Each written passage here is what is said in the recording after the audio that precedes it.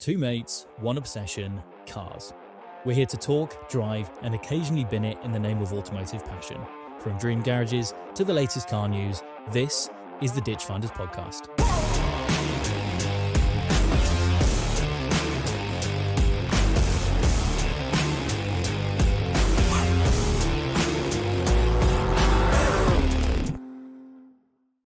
We're gonna spin the wheel as to whether we should have a beer or not. Are the options yes and yes? No, it's beer or not to beer. Yes and yes in another colour. You really?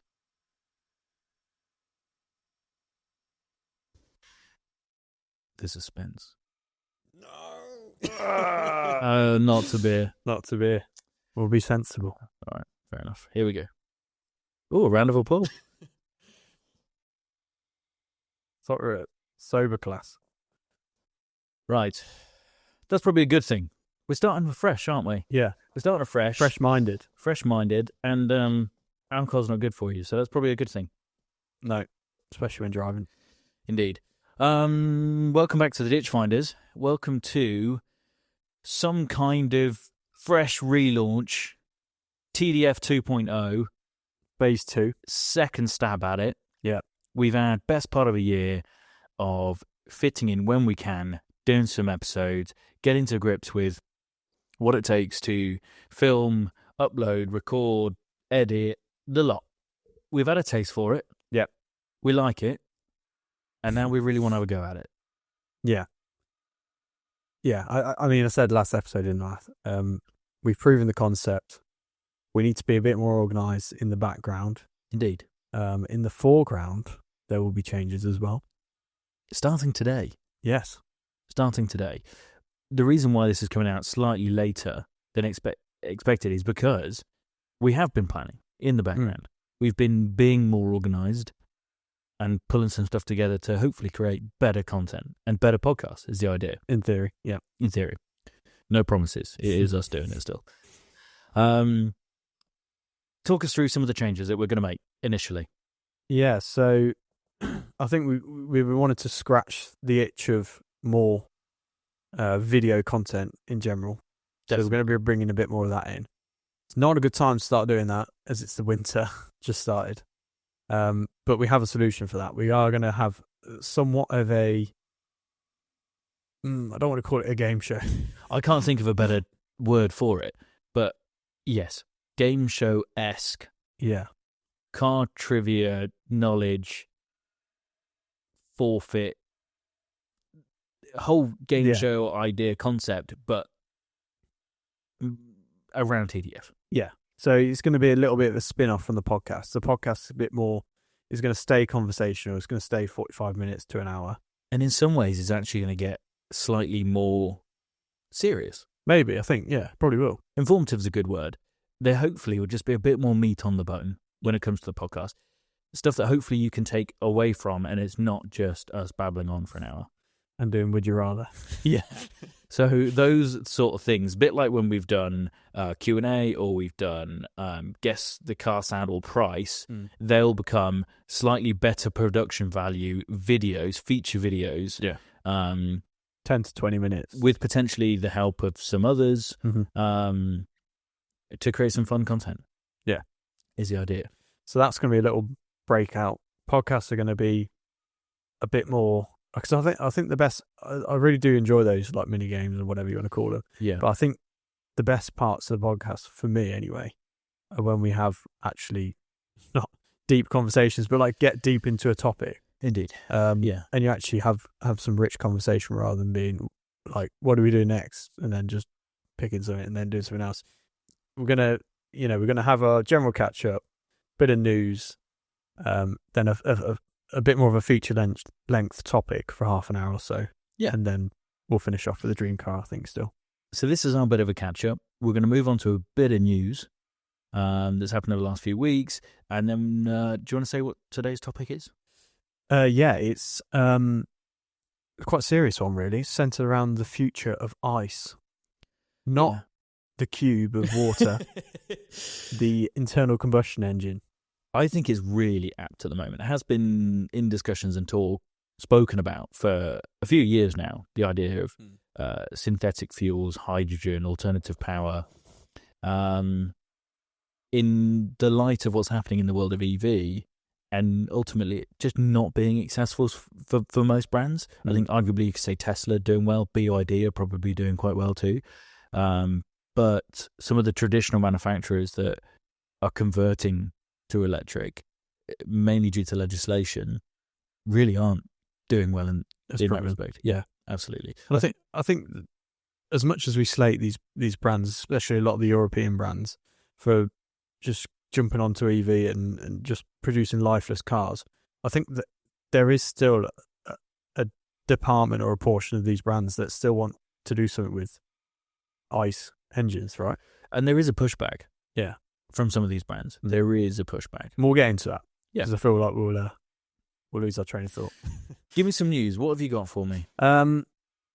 First bit of news. I saw a Renault Megane RS Trophy R today. That's a mouthful. Yes. You probably aren't that familiar with it. You got so it was the Gen 3, which is like the one before this new EV one. So the one I was looking at. Yes. So you get the Megane, you get the Megane RS, you get like different versions. You get like the 280. Do you then get a Megane RS Trophy and then you get an RS Trophy R? Okay. Which I think is limited production run, and it's like basically a pure track hatchback. Okay. And they got like a exterior livery. They only come in one colour, I think. And one drove past me today. Bear in mind, it's like a 40-50 grand hatchback. And it's -1 to 1 degree. Yeah.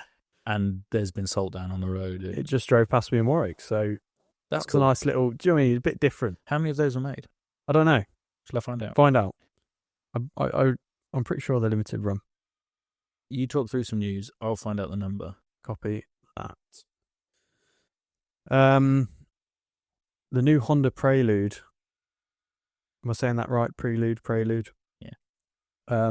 Has been fully unveiled. We saw the show car at Festival of Speed. We did. And you gave the sales guy some... I gave him a little bit of a hard comments. To be honest. But also, he didn't know his stuff, so he couldn't answer anything about it. Have you got a number? Yeah. 500 worldwide. Really? Only 32 right-hand drive cars. Mate. Rare car. Was it white? What a spot. Yeah, white with red. Yeah. Yeah, nice. Unreal. That was pretty cool. There you go. Good old so one of 32 Renault Migraine. Yeah, so this Honda Prelude. So we've got some more info on it now. So it's got a 2-litre engine, hybrid system, producing 184 horsepower. And so there's a comment in the press release that says they debut Honda S Plus Shift to simulate the sound and feel of quick automatic gears. To simulate quick gears. For greater driver engagement. So I think they've got, and this sounds very similar to the Toyota engine, a 2-litre CVT engine in it from Toyota or similar to Toyota. And so that's the one that's got like an endless amount of gears, and you just, whatever input you give it, it'll give you the revs up to like 6,000 basically. Anyway, you could put your foot down, it just go to 6 and go until you get to 70 miles an hour. Was that a similar thing in the Corolla you had? That's it. That's the engine. Similar engine. I think it's a CVT. And so that's why they're saying simulate gears, because in the 2-litre you could bump it to the left and it would, quite cleverly, it would simulate gears, even though it's... Kind of in the same way as the Hyundai Ioniq 5 being electric will simulate gears. It's got a torque curve. Torque curve, yeah. It kind of adds a torque curve within it. It's not engaging at all. No. And like the kind of gears, you change up a gear, you'll be like, and then you change up a gear, and then it kind of is almost barely drops down. So it's like, it's just like, what is going on? Yeah. So it does sound like an Uber driver. So yeah, my conclusion is that, unfortunately, as much as I was quite excited for this car, I think it's going to be shit. I'm happy to eat my words when it does come out. Yeah. It does have... You're not getting invited to the press launch. Don't think I was on the list anyway, but definitely not now.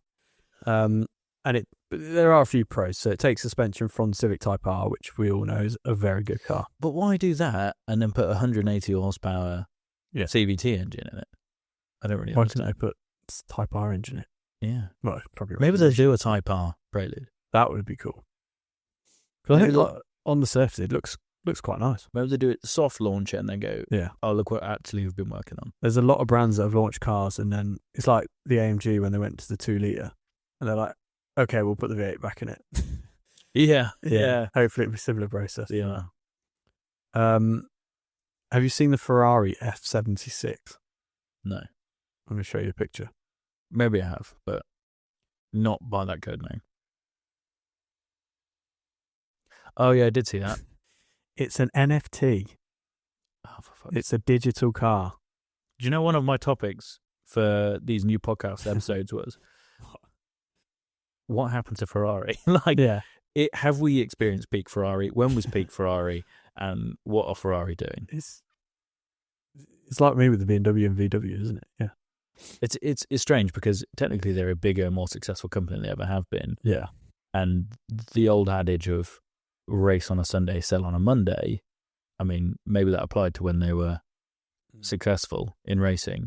I mean, they are in World Endurance Championship. Yeah, they just won 3 in a row, so yeah, that's why they announced it, right? So yeah, I don't understand what's going on with Ferrari. Yeah, it's a wider question, but they've launched an NFC car. But I think there's loads of things with the new cars that are coming out, the decision to pull away from Pininfarina. There's just a lot of change sort of. Yeah. We'll do a little deep dive in that. I think so. Japan Mobility Show. This was a few weeks ago now, but it's been a little while since we recorded. Sorry, Jake's messaging me about his new car. So Japan Mobility Show. There's 2 highlights for me. Subaru Performance B STI concept. So with a combustion engine. Okay. So like a new STI concept. Looked really cool. And a new brand called Century, which you might have seen. Is in Toyota spin-off. So it's an old brand that they're kind of bringing back. And they're kind of making it an individual brand now. And so that's going to sit at the top of the pile in terms of uber price. Luxurious. Yeah, because it kind of was that anyway. It was almost limos and that sort of stuff. Yeah. So that's going to compete with like Bentley and Rolls-Royce. I saw one for the first ever time at Milton Keynes Lexus. Really? There's one there. I wouldn't even be able to say what one of the older ones looks like. It didn't look old, to be honest. No. It looked pretty new. Oh, really? Yeah. That's their first car. Let's have a look. Coupe. It's like a 2+2. It looks rich, doesn't it? It does. That'll essentially be the new Jaguar competitor. Yeah. Is that? Yeah, it will be. There's quite a few cars in that area now. Yeah. They'll probably sell. Yeah. They will in Asia anyway. Yeah. Yeah, they definitely will. Well, JLR does well in Asia. Yeah. It's one of their biggest. Or China's their biggest market. And I think all North America is. But, yeah. I'm sure you've seen this one. Bentley Super Sports. Yeah, it's quite cool. Very cool. It feels like one of the first Bentleys I've seen. I know they're limited production, and you have to be very rich to do this, but it feels like one of the first ones you could actually see like at a racetrack. Yeah. Do you know what I mean? They probably won't be put on the track, but it looks pretty hardcore. The stuff they've done to it gives you a good sense of that. You know, they've actually lowered the top speed compared to the older Super Sport models because they're focused on aerodynamics and downforce. So I think that's going to be a really good car. First rear-wheel drive model, sub 2 ton, 500 units, and a twin-turbo non-hybrid V8. Nice. No rear seats. Yeah, it's cool. It's really cool. How much? I don't know. I don't think I want to know. So yeah, very excited for that. As much as I will never experience it. Are you searching the price? I'm trying to find it, yeah. I don't know if it's been announced yet. Around 400,000. Where I put it, to be fair. It's Aston Martin Vanquish competitor, isn't it?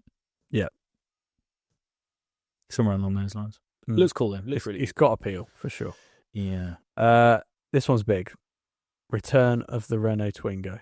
Oh, why'd you lead with that? Anyway, starting below 20 grand, 60 kilowatt motor.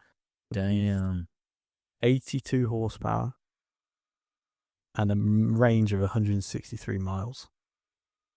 But it looks cool. It's like the Renault 5, mate. I just like what Renault are doing. Yeah, Renault does some cool stuff. I think you got French Scenic, coming back. you got the 5. Yeah. It's good stuff, mate. The Renault Scenic has some airtime on this podcast. Have you got anything else? One We're more. Really trying to scrape in the barrel here. Sorry. Last one is Chery.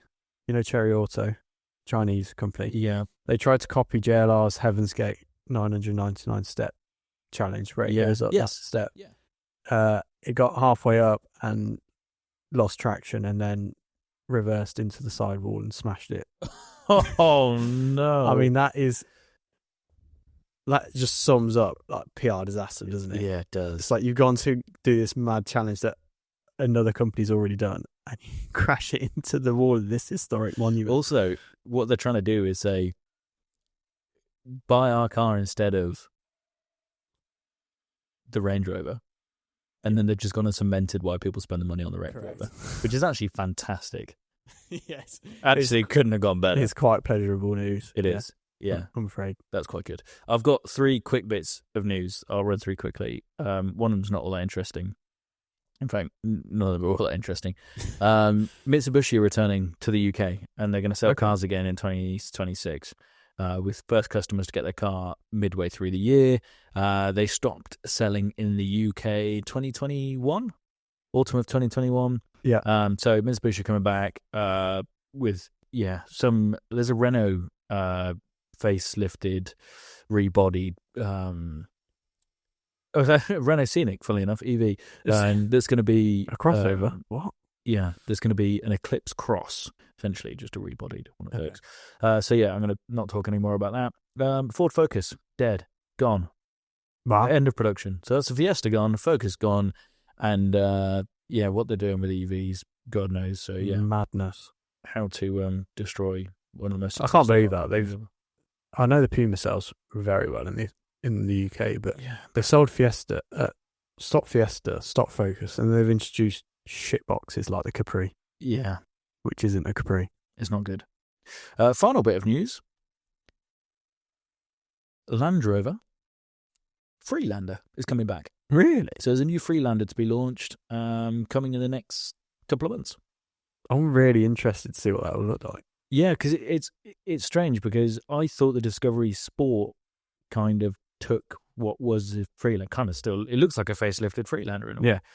So whether they're going to ditch the Discovery Sport or whether they're going to add an extra model to the range. I assume it'd just be added, as a smaller model, because this Disco Sport is quite a big car, isn't it, really? Yeah, maybe it'll just be the smallest, most because it was the most entry-level car. Be interesting. I'm quite excited for that. I am. I think it would be quite good. I'm all for British brands at the moment. I'm all for JLR. They've had a really tough time. I'm all for Aston Martin, McLaren, and so JLR. Got to wave the flag in. Yeah, big time. I think so. I'm slightly more patriotic than I have been in the. I'm losing patriotism. Oh yeah, that's another subject. Yeah, let's not get into that. Should we get into the heart of the episode? Yeah, the meat on the bone. Because I'm after doing a bit of research, I'm quite optimistic. Good. About the future of internal combustion engines. So am I, actually. Really? Limited, but yes. Okay. Well, let's lead with your limited optimism. Okay. And hopefully come back for my total optimism. Yeah. It's just crescendo. Yeah, let's do it. So the main subject today, what is the future of combustion engines and combustion cars? Will it die a death in 10 years? Will there be alternatives that are renewable? Obviously, it's going to have to be renewable, isn't it? Yeah, the question tends to lead to fuel source. Yeah, doesn't it? Ultimately. So what we've done is we've separated two of the main options. So you've gone for synthetic fuels. I have. And I've gone for hydrogen. Now, when you mentioned this to me, I was slightly confused because in my head, hydrogen was hydrogen fuel cell electric cars. I did not know it could be incorporated into a combustion engine. So, because I had a sneaky suspicion And when we were divvying up what we're going to look into, I said, you take hydrogen. And then when I mentioned hydrogen with internal combustion, which I kind of heard before or thought I had, but then I get jumbled up all the time. So I still don't know whether that's possible. And I said, I'll let you answer the question tomorrow. So I'm quite looking forward to whether I was completely off the mark or whether I was onto something here. Yeah. So summarize hydrogen. Obviously, conventionally, Toyota has been one of the leaders in it. And a lot of the research over the past 10 or 20 years has been to do with converting hydrogen into electric power through an EV motor. And obviously there's some benefits to that in terms of an alternative source to just relying on electricity. And you get longer range, it works better in the cold, that kind of thing. Okay. Obviously you have this big cylinder. Oh, have you seen them in person? No, I haven't. I've been to a few expos recently and it's like one of them buzzwords. So Toyota bring a hydrogen Mirai and just like take the body off it. The cylinders are massive, like absolutely huge. They don't have to be that big, I assume, but obviously that's the bigger, the more hydrogen you can store. And so yeah, there's these massive carbon fiber cylinders that are like 10,000 psi, but they're super strong because obviously if you pierce that, hydrogen is really of course. Imagine that in a crash. Yeah. So that's one risk factor to do with hydrogen. But yeah, started doing research on hydrogen fuel cell electric. And then to your point, saw if it was. I can't believe I haven't seen this already because I used to work for Toyota 4 years ago and they were posting videos about this with their cars. Clearly haven't marketed it very well. So yeah, it is possible, and there's a lot of research being done, mainly at Toyota and a couple others, in terms of using hydrogen and injecting it through like a different fuel injector to a combustion engine. But it would require an adaptation to any combustion engine to be able to receive that. Yeah. It's not as simple as going, change your fuel. No. It does require modification. Yeah. So you need different fuel injectors, and obviously you need room for this hydrogen cylinder that provides the hydrogen that goes in the engine. So I think it's generally a ground up exercise. You couldn't retrofit a car for hydrogen. So it'd be like this is a whole new idea. So it still has a combustion engine, add the hydrogen cylinder and use that as the fuel source instead. So yeah, and it looks really promising because you're using this. Another point, hydrogen can be made sustainably. Yes. But there's also unsustainable ways of making it. Yes. So obviously, more sustainable, the harder it is to do. But you can use sustainable hydrogen to power a combustion engine. It sounds like a combustion engine. It, to a certain extent, goes like a combustion car. You still have your normal gears and whatever. It runs completely normally. There's a few caveats in the fact that hydrogen is less... I don't know what the right engineering word is, but it has a less energy density than petrol, for example. Okay. So you generally need a turbocharger or supercharger with it to produce any kind of notable power. Obviously, that's something that it's quite early on in terms of investment and research, so that could be improved. So they're generally less powerful, but it is possible. Toyota have done it on some of their like GR Corolla products. And they're going around tracking them, and this guy's like ripping gears in it, and it sounds pretty good, like it's a thing. And I didn't even know until yesterday. That's cool. So this is an option for the future, and it just produces water vapor. It's unbelievable, isn't it? Like producing a car sound, and it only produces water vapor. Yes, there's no CO2 being emitted. No, none. And obviously there's a lot of drawbacks or things holding it back at the moment in terms of infrastructure. You still need a hydrogen infrastructure to be able to fill up the tank. Brings me on to my next point. Mm-hmm. My second cousin built a hydrogen plant. Okay. Known as Tyseley Energy Park. Mm-hmm. So what I want to try and do is further to this podcast and episode is go and interview those guys, have a tour around and get the kind of more in-depth information. Those guys are really working on the future of hydrogen. So yeah, that's my only bit to add to that is let's try and go. That would be super cool. Leave it with me and we'll try and arrange something. Even just, just to be more informed ourselves and then bring it back to the podcast. Yeah. Because he said in the past, come have a tour, but that was just personally. It's a bit different trying to say, can we come and record a podcast? Yeah. So we'll see. We'll see what they say. But I'll chase that up and see what we can do. Amazing. That'd be good.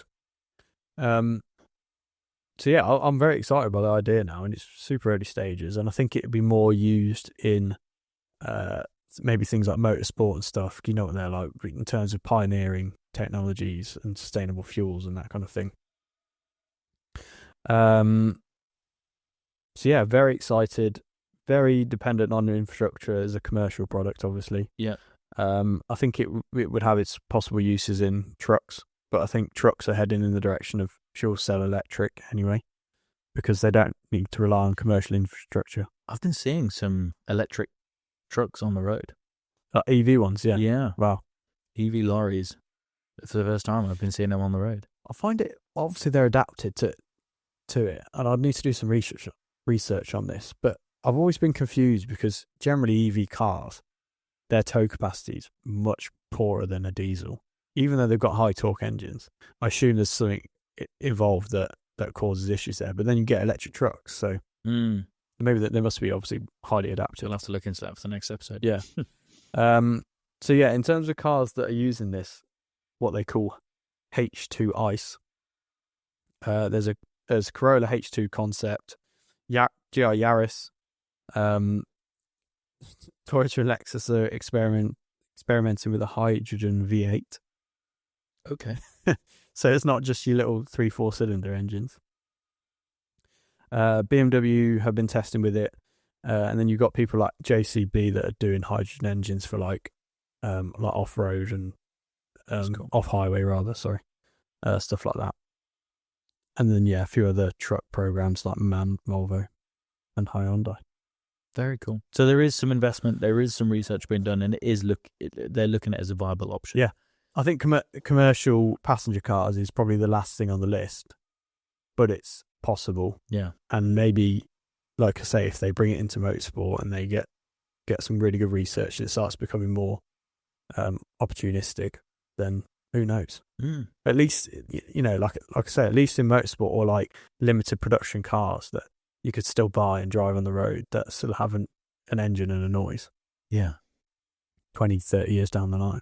Which kind of brings me on to synthetic fuels as a whole, and the ones I've been looking at, otherwise known as syn fuels, are fuels that are manufactured artificially, but ultimately make up the same components as standard petroleum, diesel, kerosene, aviation fuel. Okay.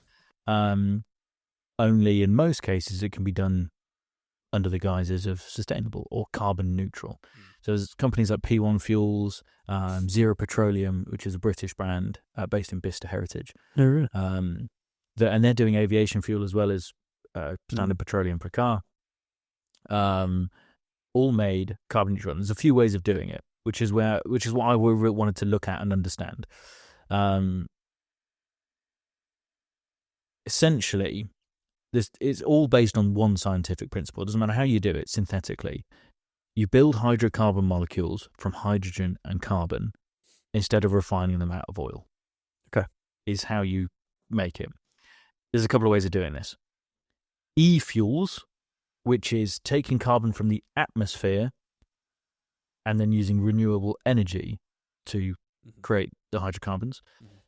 E-fuels, otherwise known electrofuels, otherwise known as. You've got power to liquid fuels, but produced using CO2 captured from the air. Hydrogen use renewable energy. So you capture the carbon, direct air capture, and then you produce hydrogen with electrolysis, and then you combine them. That's essentially how you do it that way. Then you've got the biosynthetics. You might have heard of biomass being used. Yeah, I've heard of I think this might be what Porsche have been doing down in Chile. Okay. I could be wrong there. But so you get carbon from natural organic materials. So plants, waste, biomass, and then do a similar thing. Mm-hmm. So you can have bioethanol, biomethanol, biodiesel. And you can use that with like hydrogen treated vegetable oil. I think the McDonald's lorries use hydro treated vegetable oil. It's on the back of their lorries. That's insane. So I think they take the oil that they use to cook, and they hydro treat it, and then use that to power their lorries. And then it's a carbon neutral way of doing it. The carbon that's taken from the atmosphere is the exact same that is burnt when using it. Okay. So you are still putting carbon in the atmosphere, Yeah. but you're taking carbon in order to create it. Yeah. You're Rather just adding and then more. pushing it back out. You're not producing anymore. Is the idea. Yeah. That's always been my main question mark over synthetic fuels is obviously in doing it sustainably has its kind of cancels out the effect, but surely synthetic fuels still choke CO2 out the exhaust. Yes. Yeah. Yeah, they do. They all do. But the ones that are carbon neutral are the ones that take carbon from either the atmosphere or from organic material to then create the fuel. Yeah, makes sense. You can create synthetic fuels from fossil-derived products. Those aren't carbon neutral, but they're technically better. Okay. So there's a few advantages to doing synthetic fuels in any of the way.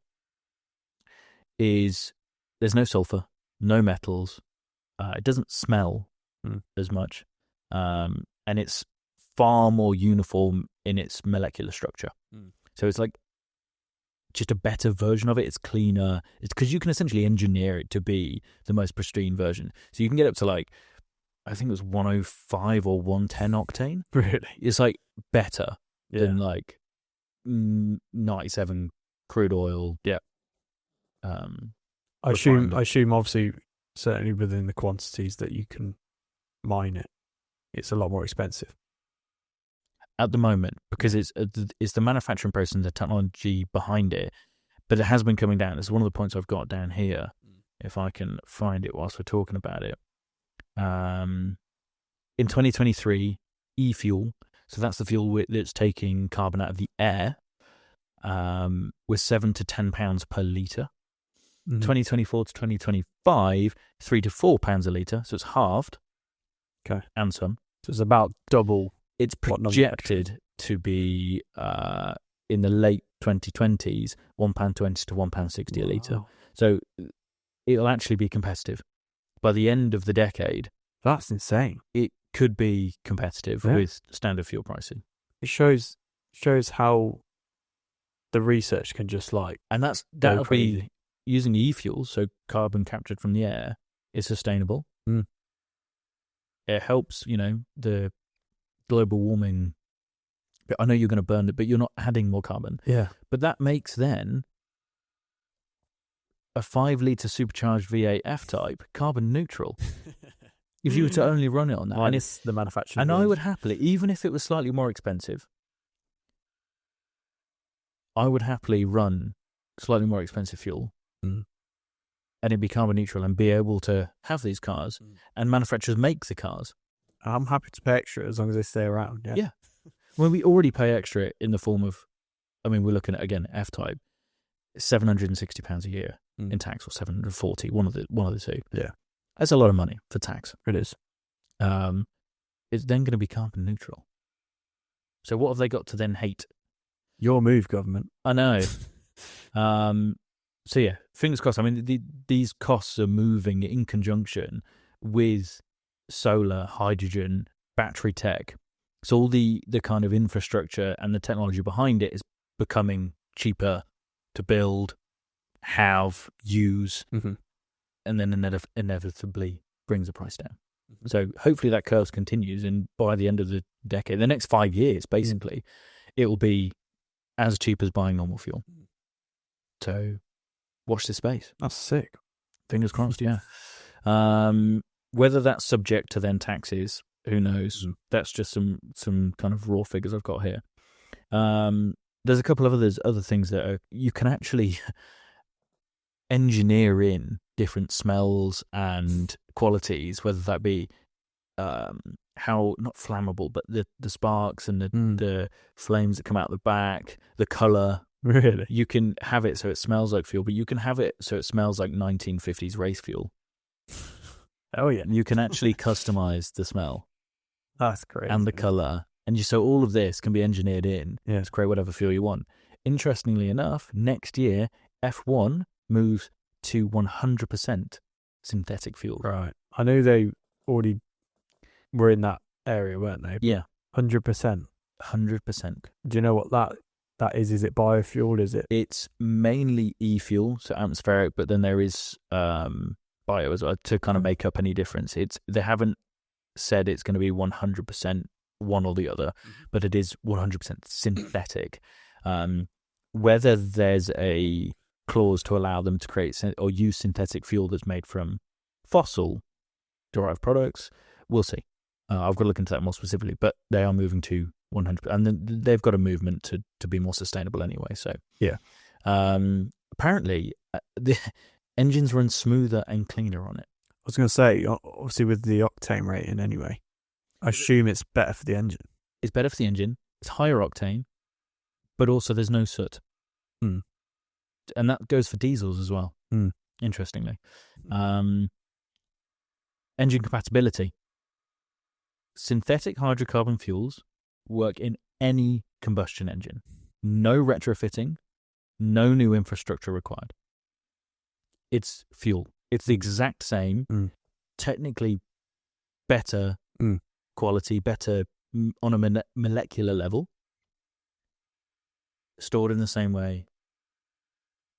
Is this a I mean, that's really impressive. Is this a new thing? Because it doesn't feel like there's many downsides apart from obviously the infrastructure and the manufacturing and production. Just having a look here, e-fuels are classed as net zero, bio synfuels, low carbon. Yeah. Because it uses natural carbon, whereas you're taking carbon out of the air. Sorry. Sorry, yeah. Your question again, just so jog my memory. Yeah, is this a lot of these developments been made in the last 3 to 5 years, for example? Yeah. It's really early That's days. exciting, isn't it? Because there doesn't feel like there's any drawbacks. It's like, why is this not more of a thing? But obviously, it's still early days. You've got companies like Shell, ExxonMobil also looking into it. Yeah. So we'll see, because they're the ones that are going to be able to roll it out en masse. Yeah. And from what you've read, is it aimed towards passenger vehicles? Is that realistic in the next 5-10 years? I hope so. Yeah, I hope so. Top Gear did an episode, I'm sure, a couple of years ago, where they had an Aventador, amongst other cars, all running on synthetic fuels. But at the time, it was £10 a litre. Yeah. So that's the barrier, isn't it? Aviation and shipping can't realistically go electric. Just not really feasible. Yeah, surely it's. But synthetic fuels can help solve the issue of carbon. So batteries are too heavy for long-haul aircraft. Ships need huge energy density. And hydrogen storage, like you said, is too bulky. So synthetic jet fuels are already in commercial test flights, and Airbus wants to be 100% synthetic by 2030. Really? So all by the kind of end of the decade, there is a shift to move to synthetic fuels. F1 already moved to next year on fully synthetic. So things trickle down, don't they? Yeah. So, we get technology that trickles down from F1. So that's going to... And we'll get it last. But the other massive benefit to this is that engines that have been scrapped due to emissions, like V8s, W12s, V10s, all scrapped due to emissions, rotary engines, are all now going to be carbon neutral using e-fuels. Yeah, what's the barrier to bringing them back? I don't know. Give the people what they want. Do you know what I mean? Hey, hell yeah. And then how does it work? You might not know this. I know I'm asking a lot of technical questions. How does it work in terms of, obviously with an existing car at the moment, we've got all these different exhaust filters and stuff too.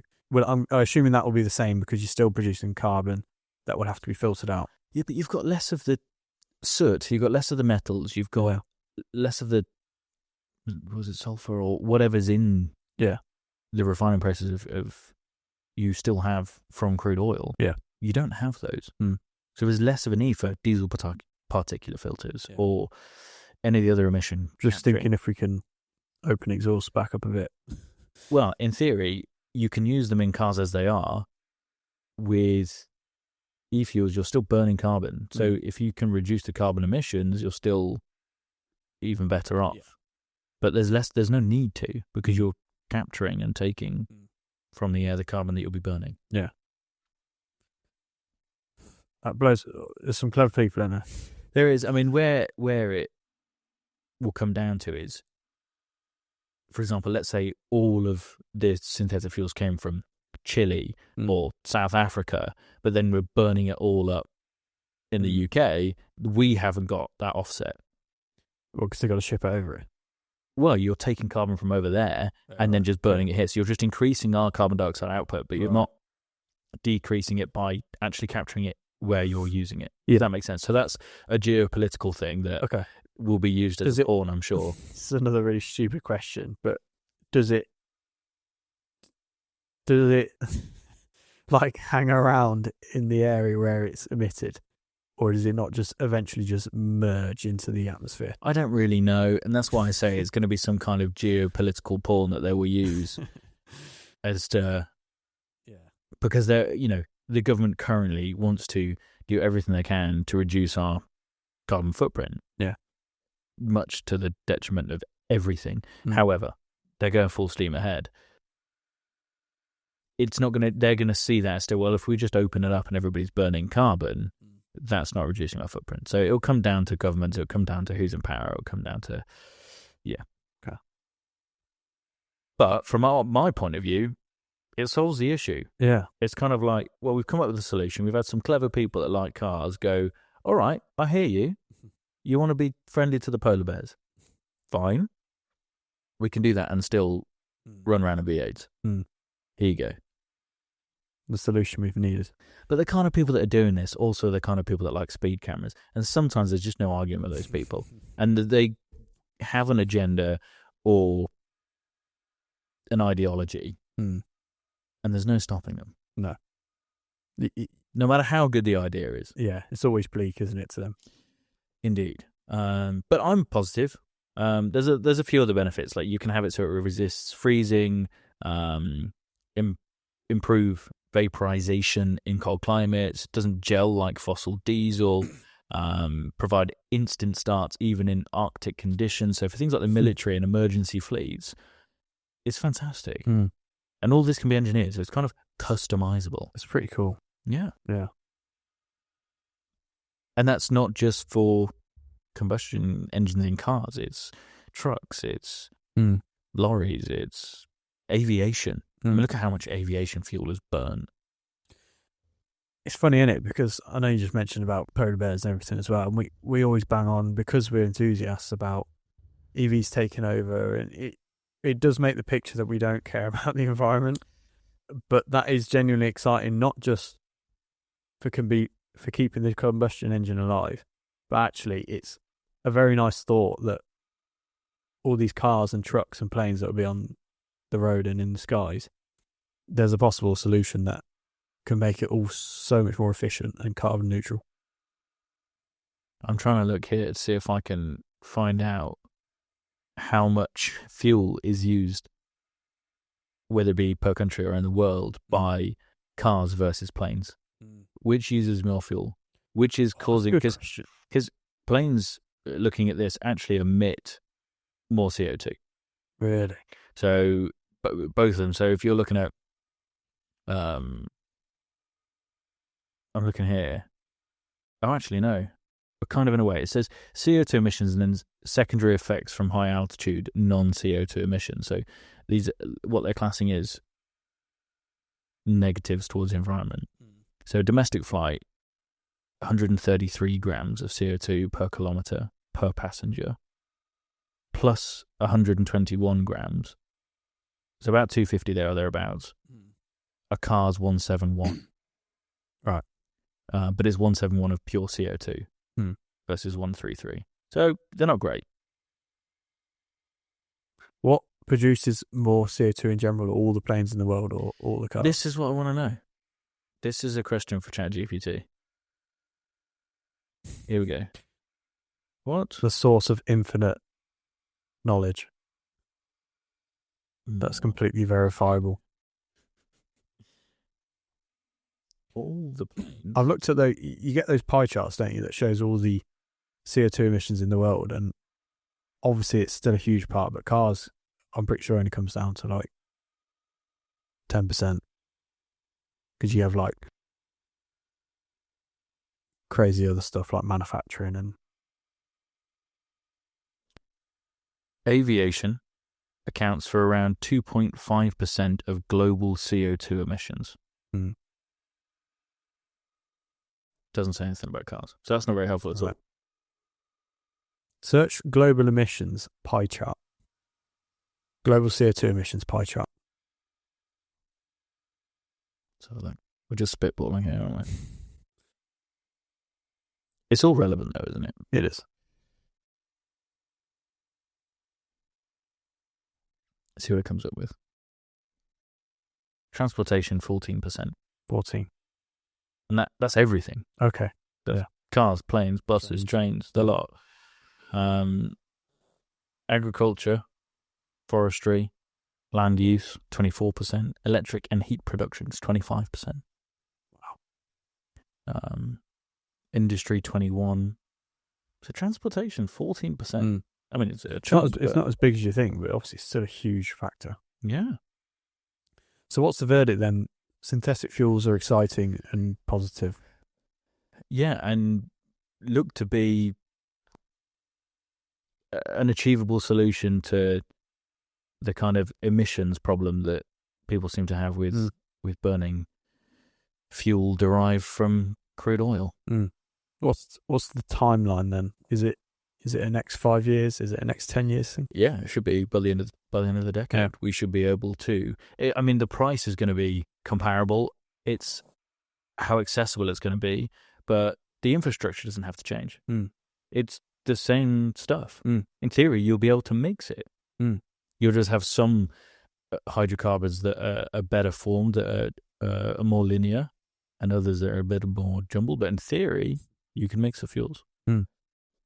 I'll have to check that because nothing needs changing to the engine.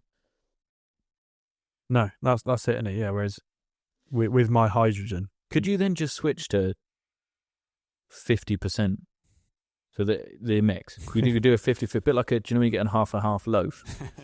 You can have a 50-50. Yeah. You might pay a little bit extra, but you're taking 50% of the carbon that you're burning out of the air first. Fuel cocktail. So the entire country is 50% better off. Yeah. If that's more sustainable or more achievable, because maybe it's harder to produce. It's in quantities that we use. Okay, we'll just mix it into the current usage, and there you go. And you've reduced your emissions. Price increase incremental. Yeah. Yeah. Even if you take the car tax away and you add that, the amount of tax that the government gets, add it to fuel duty. Yeah. So the people that are paying are the people that are using it, and the roads and the fuel and emitting CO2. It makes sense that you pay if you use it.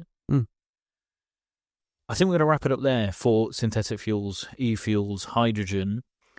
If you've got any questions or want us to look into anything in slightly further detail, please do ask in the comments, because I want to know more. I'll look into this a bit further. This was kind of a introduction to synthetic fuels. Hopefully we can go to Tyseley Energy Park and get some more information on hydrogen and see what they've got to offer from a synthetic fuels, e-fuels, hydrogen world, the future of fuels.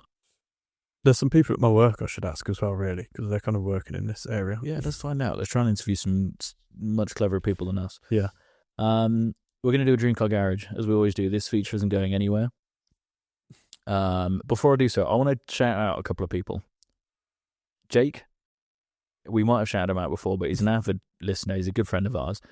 He's just bought an S4 that hopefully he collects Friday. Hell yeah. So congratulations. That's mega. Looking forward to going out on it. And you may even see him as part of videos in future. We might try and drag him in. We'll drag his car in at the very least. Yeah, at least there you go. Yeah. Yeah, we'll love you for your car. Yeah, funny how we're like, oh, you've got a nice car. You can come in. You can come over here about this. Thought about joining. And secondly, we have a genuine follower, subscriber, listener, watcher, Tim, who actually watches the episodes. comments and engages like nobody else. Yeah. And I just want to say a massive thank you for Yeah. doing so. It's really, really cool. So hopefully you've listened to this point and you've got the message. Might have dropped off. I was about to say that the last 5 minutes have been sketchy, but if you're still listening, thank you very much. It's really appreciated. And your enthusiasm and your engagement goes a long way with us, doesn't it? It does actually keep us going. That's exactly what we want out of this. So, to know there's genuine audience members, not just bots and indeed us clicking on it to make sure the video works. Yeah, it still could be a Russian bot that. It's just like auto typing. Yeah, he knows too many things about TVRs. Yeah, that's a good point. Actually, yeah, that's a really good point. So yeah, thank you. I'm going to do one on the spot quickly, and it's going to be somewhat apt. Oh God, Dream Car Garage this week. No budget limit. Unlimited budget. I can work with that. It's 2030 and synthetic fuels are fully rolled out across the country. But up until 2030, everything's gone EV. Okay. And nobody's got any more combustion engine cars to a degree because they're so expensive to run. They've taxed the hell out of them. And fuel's just become ridiculous. But Synfuels are here to save the day. What car are you going and buying to kind of just go and enjoy? You haven't heard for 4 years the sound of a combustion engine roaring. It's just been electric Priuses. This is not a nice sounding future. What are you going and buying to kind of redeem the last 4 years? One car. Unlimited budget. Unlimited budget. Buy any car from all of history. Bloody hell. You've got to make up for the last 4 years of listening to frickin' EVs drive everywhere. It needs to be something throaty. It does. Something with a humongous engine. Could go Bugatti. W16. As big as possible. Just try and burn as much fuel as possible. Could go for... That thing burns fuel like a plane. Yeah. It's already comparable, isn't it? Could go American V8. Yeah. We've got some massive V8s. Get a Viper. You could, but what would you actually go What for? would I actually have? I would go for a Pagani Huayra BC. Nice. Yeah, I like it. Yeah? Yeah, great. What would you go for? Great screaming V12. Yeah, something on the same lines, I think. I might even go something slightly more usable. Okay. Like an F12, Just a Huayra. F12 TDF. F12 TDF. Yeah, it'd be quite a good shout. Imagine listening to that sound after not hearing a car for 4 years. Yeah. That would be pretty nuts. Mm. There's loads of cars, but yeah. Yeah, it's so hard. A Lexus LFA. Yeah. Would be quite a cool thing to have. Yeah, Lambo V12. Yeah, just outrageous. Plenty of options. Mm. Yeah, I'm all there for that. Nice. Well, let's not hope that's reality. It's kind of where we're heading. I know manufacturers are pushing back the 2030 to 2035, but the original plan was 2030, everything EV. Yeah. Oh, the fuck. So the race is on, you synthetic smart people. Yeah. We didn't really talk about hybrids, by the way, in our ICE conversation, because that is a way to keep it going for... Indeed, but that doesn't seem to appease the green folk, does it? No. No, because it's still chucking out CO2 and not sustainably. Yeah, I think that was a bit more of an intellectual conversation for a change. Slightly. We'll get better at these. Yeah. For an intro to the new format, it's a start. It felt like a conversation. It did. Hopefully you've taken something from this, other than just us usually babbling on for an hour about utter nonsense.